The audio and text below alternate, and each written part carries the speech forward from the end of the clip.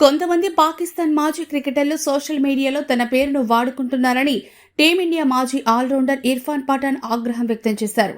TV ఛానల్లోకి వెళ్లి తన గురించి చెత్తగా మాట్లాడుతున్నారని, ఇలా చేస్తూ డబ్బు సంపాదిస్తున్నారని అన్నారు.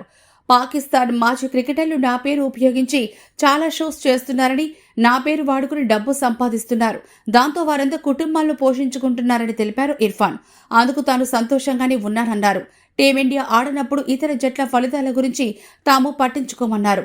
2022 టీ20 ప్రపంచ కప్లో జింబాబ్వే చేతిలో పాకిస్తాన్ ఓడిపోయింది. అప్పుడు తాను గాని ఇతర ఏ భారత క్రికెటర్ కూడా సోషల్ మీడియాలో దీని గురించి పోస్టే చేయలేదు. భారత్ ఆడకపోతే వేరే జట్ల గురించి మాకు అనవసరం. పాకిస్తాన్ లేదా మరే ఇతర జట్టు గెలిచినా ఓడినా తాము పట్టించుకోమన్నారు. పాక్ భారత్తో ఆడినప్పుడు మాత్రమే మేం దాని గురించి మాట్లాడతాం. భారత జట్టు ఏవైనా తప్పులు చేస్తే వాటిని కూడా ఎత్తి చూపుతాం. అనవసరంగా రెచ్చగొడితే మాత్రం ఖచ్చితంగా తగిన విధంగా సమాధానం చెప్తామని ఇర్ఫాన్ పఠాన్ హెచ్చరించారు.